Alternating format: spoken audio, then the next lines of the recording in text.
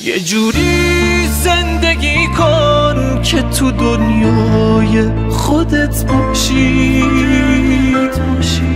به جای آدمی دیگه فقط جای خودت باشی.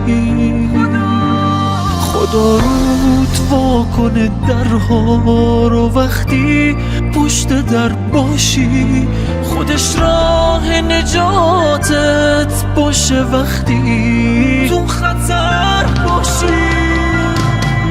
کسی که با خدا باشه تموم عمر بی کس نیست، برای زندگی کردن به دنیا اومدن بس نیست.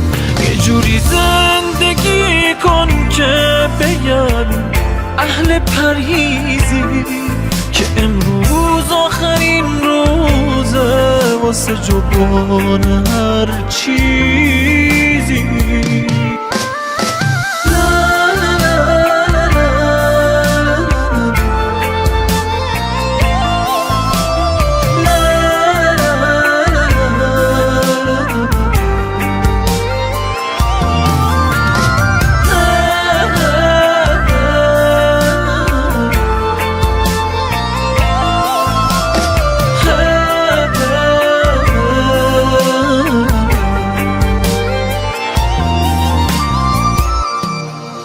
درخت واقعی افتادنهای برگ شب زیباست، کسی که زندگیش زیباست حتما مرگش هم زیباست. درخت کاغذی از ریزش یه برگ میترسه، کسی که گیر دنیاشه همش از من میترسه.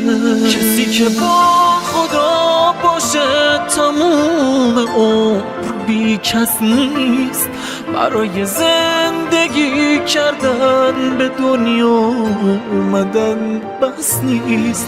یه جوری زندگی کن که بگن اهل پرهیزی، که امروز آخرین روزه واسه جبران هر چیزی.